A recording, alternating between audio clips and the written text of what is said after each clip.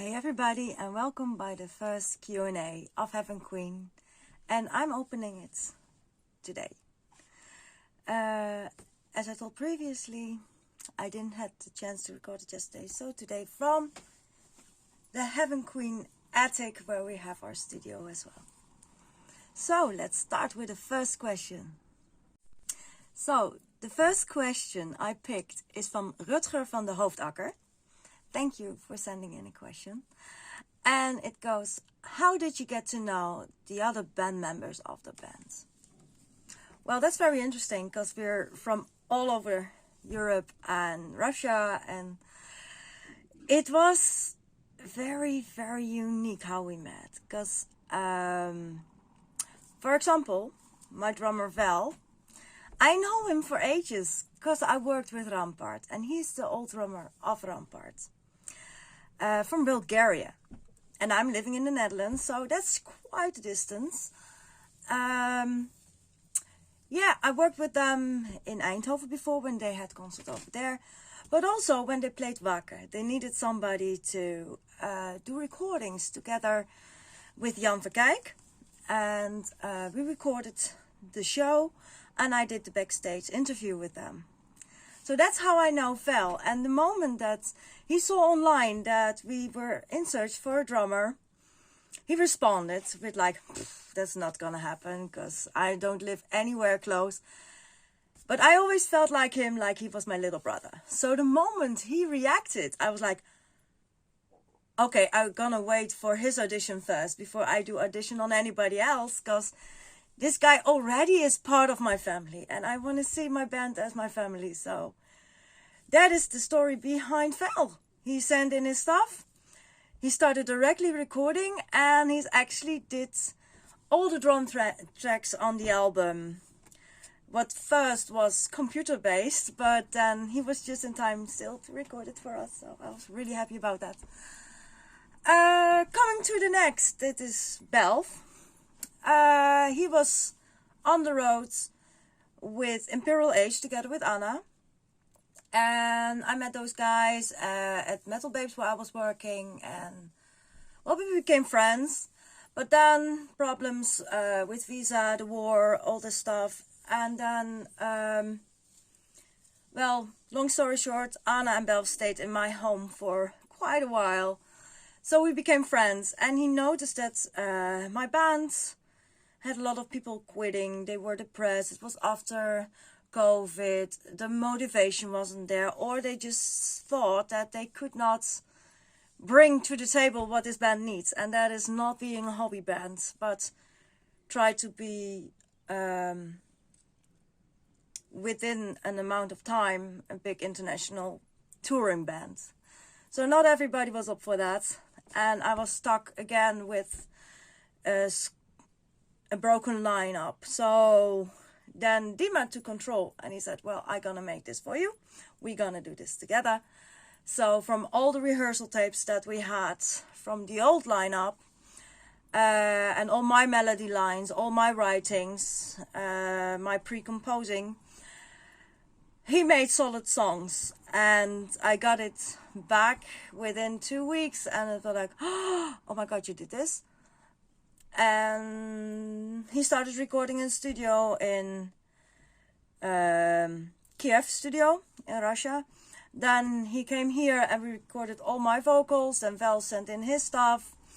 Igor Kiev, he played all the guitar tracks, and then all the guest musicians sent in all their music, like Mistheria, Ross the Boss, all the lovely, lovely girls singing on the album. Diego doing the male vocals on one of the songs, and there was the album. But then you have to start promoting it, and that doesn't go without playing. So still without a guitarist, we sent again on the big internet, and that is where Buzzy did his audition, and we were like, okay dude, you're super. We did a hiring. I went to his house, meet his wife and his child, and that also connected. So that is how we got Buzzy. But then for this tour there were some organization issues about time schedules and work. So we had to find a substitute guitarist for some of the shows. That is actually a really good friend of the drummer of Anna Chiara. They actually are in the same band, the Verloren Ziel. And well, also that clicked. He's for now only the substitute. I really hope in the future we're gonna work together more, but for now he's only filling in for Buzzy if he cannot make it. But it is up to Martijn, and Martijn, if you're listening, please stay. I really like you. So yeah, this is how we get our musicians. And I hope in the future we have a steady key in on the stage as well. We had Joop before, but that was at the start, and that's almost 10 years ago. So people come, people go. I have them in my heart. But now it's all about moving forward and finding the right musicians to do so with. And I think I'm a pretty lucky girl with the lineup we are having now. So that was the first question. A little longer than I expected, but you ask, you get it. So the next question is from Anna Chiara, and she asked me if I'm a cat or a dog person. Well, that is easily answered. I'm both. At the moment I have 2 cats, but in the past I had German Shepherds, white Swiss dogs, I had Huskies, I had Akita. For me, a dog has to be knee-high or higher. You won't see me with a Chihuahua in my purse. I trained guiding dogs. So I also trained dogs for army in the past. So for me, a dog has to be with quite a character and some bush and some meat on the bones. And that, but still think when they come for cuddles that they are little Chihuahuas. That is the cutest thing. And my cats, they're my babies. They're rescue cats. They were giving up, and even the vet said, oh, they're not gonna survive. But with tender love and care, you can bring anything to life. And if not, then at least they had a good life for the amount of time they had. So that is something I think personally is very important. So if you're thinking about getting a pet, go to your local shelters first. Because there are a lot of animals out there who don't have an owner and really are the cutest ones and just need to find a forever home where they are loved. Okay, the next question, and I'm probably gonna say the name wrong, is Matt Labrec. I hope I say it okay. It's a longer question, so I'm gonna read it. The band Buzz sings in the ocean while out on a tour. Sadly, only the band is able to swim to the safety of the desert island, so the bus drowned with everything in it. After 1 week, all rations of Jaeger and Doritos are gone. That's sad. What band member gets eaten first?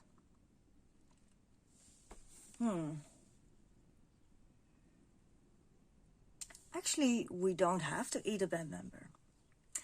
Because both Val is a good guy in nature. Dima knows all these life hacks. If you follow him on Facebook, that is what he posts.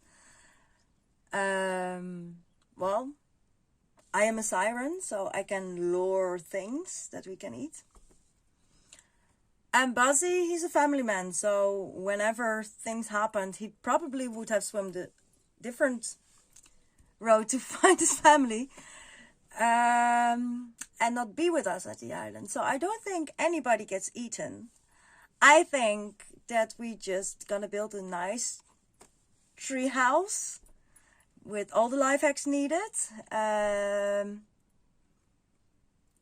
Make little traps for animals and climb trees for coconuts and bananas. and swim every day and fish. And actually, if I unbraid my hair, there's a lot of rope in here. I can make like little nets to do the fishing and dive for shell of animals. And yeah, I think we don't need each other. We have a lot of qualities combined to survive. So the formula's question is from Jean Chevalier. I hope I say it correctly. Who is your musician hero? The hero who helped you become the singer and the musician. Did you plan or wish a future with a singer? If yes, who is hero or band? Okay. As you might all know, I didn't start with metal or rock in my early days. I come from jazz, blues, pop music, a lot of 80s music and classic. So if I have to choose, my first idols were, well, first of all, Bette Midler. If I ever have the opportunity to meet her and tell her how much her music has meant to me, that would be a dream come true. And the other one I was in my teenage days obsessed with until, actually, it never stopped. I am a big Michael Jackson fan. I think it's also sees through a little bit in my music because he never had boundaries in his music. He always went for what he thought felt good and what the song needed. He has all these fusions of different styles, and that is actually what I try to do with Heavenqueen as well. Not on purpose, but now that I'm responding to this question, I think, yeah, that was a lot of influence actually there. If we go to the metal side of who are my favorites, well, Floor Jansen, she's always been a very big example for me. I had masterclass with her, and she actually gave me the strength to believe in me and the singing, although my belly is all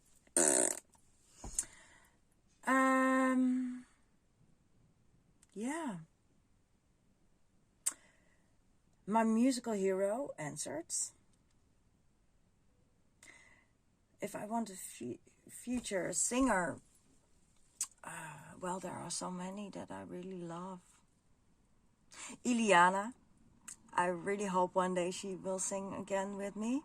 And then not in the hotel, but just as persons that we are. It was really great, and I think she would do amazing on the new album.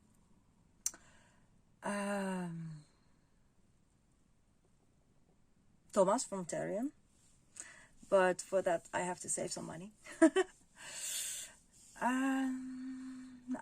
I don't want to go there too much yet, because there are so many great singers and musicians that I worked with in the past that I cannot choose who I want right away. I have some options for the next album already. So if I'm talking about this now too much, I might even reveal some, and I don't like that, because it has to be a surprise still. And with who I want to feature. Well, one of the first bands I ever listened to in metal was Avantasia. While I was working on PPM in Belgium, I heard them and I was blown away. Then I checked them, and No More Farewell is probably one of the best songs I ever heard. It's got straight to my heart. Energized me after forever also. Oh, I'm actually switching now to the question that Eddie sent me. What famous song, news hits, do you wish you have written? Well, there is your answer. No More Farewell is probably one of the songs that I connect to most. Another song is Worn Out Piano. It's about this really old, untuned piano in an auction. And it's just sad. Nobody wants to play with him anymore. And then, oh, it's amazing how they are managed to give a piano emotions and feelings. I always just have to swallow my tears when I listen to that song. Let me play once for you. It's like, oh, have the ability to give emotion and feeling for an instrument that is old and worn out. And yeah, that's pure magic. I wish I had wrote that. And maybe I will someday, something like that. I hope I do. So the next question is from Eddie Sinner. He gave me a full questionnaire, so I picked a few. One of them I already answered in the previous video, so now the last few ones coming up, they're or and ors. So, death or black metal? Well, I love both genres very much. It's what I listen to when I'm at home, next to really crappy pop songs. So I'm all over the place for music, but to choose between death and black metal, I can't, because it depends on my mood, what I want to listen to. And I have friends and amazing talented musicians that I know playing in both. So no, not gonna choose. Leather or steel? I think as a kind of a kink girl, I would go for leather. Obvious. Although steel also has its charm. Last question. Mozart or Mistheria? Why, Eddie? Why do you compare apples with pears? I mean, Mozart, he was this amazing composer hundreds of years ago. He's not alive anymore. And no, I don't know the dude, so I cannot say. I love his music, but it's not my favorite. On the other hand, as a big fan of Vivaldi and Tchaikovsky, I would say Mysteria, because he gave the old music a new input and make it interesting for people to discover classical musical all over again. And with entering the lyrics, it gives it even more body. So yes, I would go for Mysteria instead of Mozart. I'm sorry for people who are old school classic, but I love the way the Vivaldi metal projects actually made it more accessible for more people to discover it. And I think everybody should discover classical music, because it brings so much. So this was the Q&A for this month. Next month there will be a new one, and I have to see if it's only me or one of the guys with me, or we're gonna do it for one of the guys. So stay tuned, and with love, your Heavenqueen.